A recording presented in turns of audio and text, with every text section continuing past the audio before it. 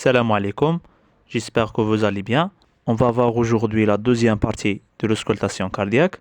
C'est les variations pathologiques des bruits cardiaques, comme les bruits surajoutés, les souffles et le frottement péricardique.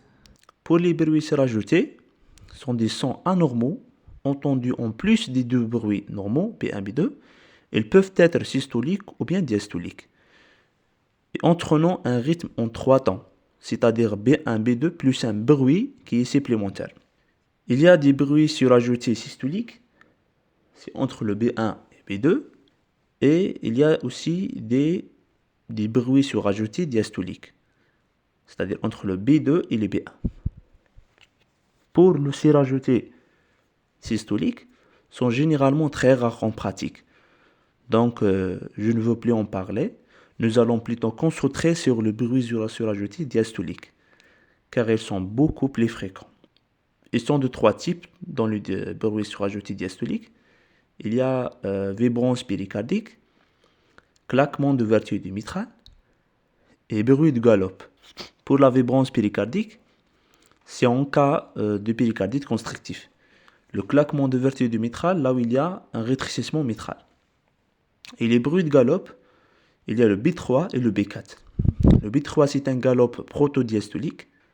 Après le B2, on va voir un bruit qui est surajouté, qui est dû à un remplissage ventriculaire rapide et excessif.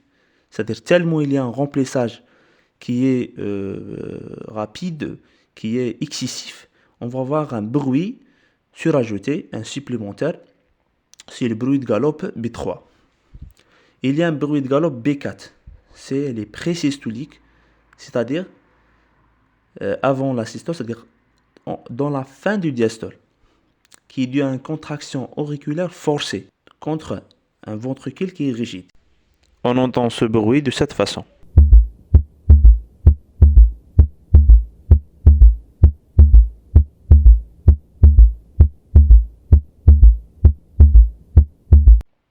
Et pour les souffles cardiaques, bien sûr, un souffle, c'est un phénomène sonore qui dure plus longtemps par rapport au bruit, et elle est produite soit par un écoulement de son d'une zone de haute pression vers une zone de basse pression à travers un orifice rétréci ou bien incontinent, c'est-à-dire lorsqu'une valve est rétrécie, elle offre une résistance au passage du son, ce qui accélère son flux et crée un écoulement turbulent. Ou bien aussi soit par une augmentation du débit cardiaque et une viscosité, une diminution de viscosité sanguine dans le cas de l'anémie.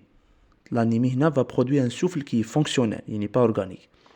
Pour les caractères d'un souffle, on a le temps, soit il est systolique, diastolique, et on a le siège et les radiations. L'intensité, c'est l'échelle de 1 à 6.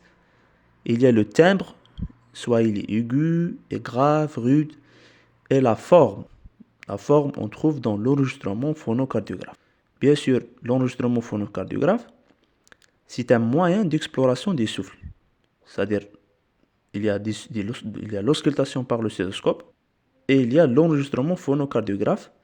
Bien sûr, son intérêt est primordial et il complète les données de l'auscultation. Et chaque souffle, suivant son type, aura une forme géométrique caractéristique.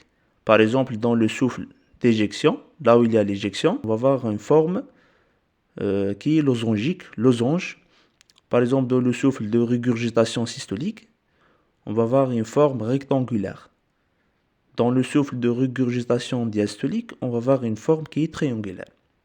Selon le type du souffle et le temps. On commence par des souffles systoliques. Bien sûr, ils peuvent être organiques, fonctionnels ou bien non organiques. Par exemple, c'est quoi un souffle organique? Un souffle organique qui traduit le plus souvent une lésion valvulaire. Il y a un problème au niveau des valves, une anomalie. Par contre, les souffles fonctionnels ne sont pas dus à une lésion valvulaire. Dans le cas, par exemple, d'anémie, il y a un souffle fonctionnel qui peut apparaître en rapport avec une augmentation du débit cardiaque et une diminution des viscosités sanguines. Et il y a des souffles anorganiques qui sont des souffles non pathologiques. qui est retrouvée chez des sujets, par exemple les enfants, les adolescents, et elles sont généralement bénies. Pour les souffles systoliques, il y a un souffle systolique d'éjection et il y a des souffles systoliques de régurgitation. Pour le souffle systolique d'éjection, il y a, on voit dans le rétrécissement aortique ou bien le rétrécissement pulmonaire. Bon, pour le rétrécissement, le souffle systolique d'éjection de rétrécissement aortique, elle est souvent entendue sur toute la surface précordiale. Généralement, elle est retrouvée aussi au niveau de deuxième espace. L'intensité, elle est retrouvée en deuxième espace intercostal droit et au niveau du troisième espace intercostal gauche, c'est-à-dire dans le foyer d'herbe. Et le B2, elle est souvent abolie. On parlait que le B2 abolie en cas d'un rétrécissement aortique. Et le souffle systolique au niveau du rétrécissement pulmonaire aussi, elle est plus localisée que le souffle de la sténose aortique. Elle est maximale au niveau du deuxième et troisième espace intercostal gauche. Bon, les deux souffles, c'est-à-dire le souffle systolique d'éjection de sténose aortique et de sténose pulmonaire, les deux sont de timbres qui ont grave et râpeux. Et une forme qui est dans l'enregistrement phonocardiographe losangique, c'est-à-dire elle est rapidement croissante jusqu'au maximum dans le mésosystole, puis rapidement décroissant, c'est-à-dire crescendo, décrescendo. Et cette souffle, elle est mieux entendue en position assise, penchée en avant. On entend ce bruit de cette façon.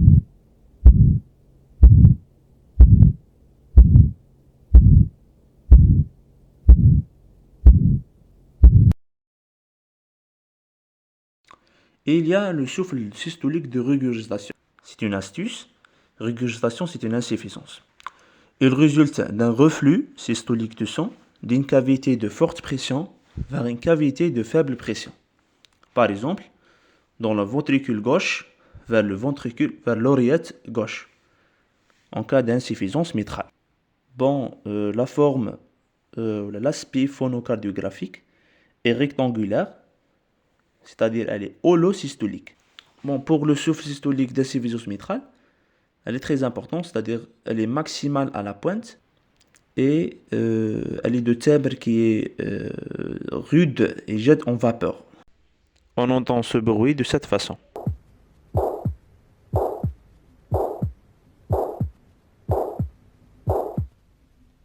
Pour le souffle diastolique, contrairement au souffle systolique, ils sont toujours organiques, c'est-à-dire toujours liés à une anomalie au niveau des valves cardiaques. On a du souffle diastolique de régurgitation et le roulement diastolique. Pour le souffle diastolique de régurgitation, elle est due le plus souvent à une insuffisance aortique qui siège au niveau du deuxième espace intercostal droit et le timbre elle est doux, aimé, aspiratif et l'aspect phonocardiographique est triangulaire. Il commence dès le deuxième bruit. Après, bien sûr, elle commence au maximal, puis décroît progressivement. On entend ce bruit de cette façon. On a le roulement diastolique. Le roulement diastolique, c'est un souffle diastolique de remplissage. Là où il y a le remplissage des ventricules, on a cette souffle. Et elle est entendue au cours du rétrécissement mitral. Bien sûr, elle siège surtout à la pointe. Il est mieux entendu en décubitus latéral gauche. Il débute à distance du deuxième bruit après le claquement d'ouverture de la mitrale. Elle est intense, elle est de timbre grave et sourde et elle est souvent accompagnée d'un frémissement cater. Frémissement cater qui est mis en évidence lors de la palpation. Il y a ce qu'on appelle le rythme de Durosay. Le rythme de Durosay, c'est un rythme. Ce rythme est une triade qui est associée à un claquement d'ouverture du mitral, un roulement diastolique et l'éclat de B1. C'est-à-dire l'éclat de B1, le roulement diastolique, le claquement d'ouverture du mitral égale rythme de Durosay. Et ce rythme se présente en cas d'un rétrécissement mitral. On entend ce bruit de cette façon.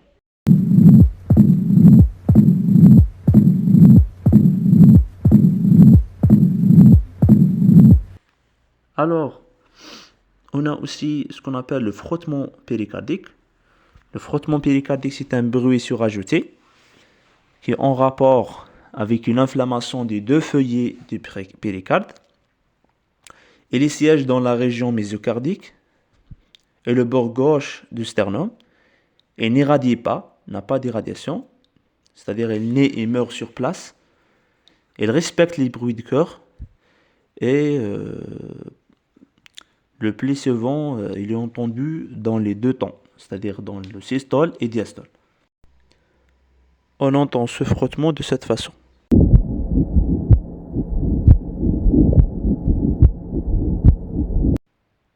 Et il doit être différencié du frottement pleural par le fait qu'il persiste lors de l'apnée, c'est-à-dire lors d'une l'absence de respiration, il persiste, c'est-à-dire on va voir un frottement péricardique lors d'une apnée. Mais le frottement pleural, il est disparu lors de l'apnée. Ça, c'est la différence entre le frottement pleural et le frottement péricardique.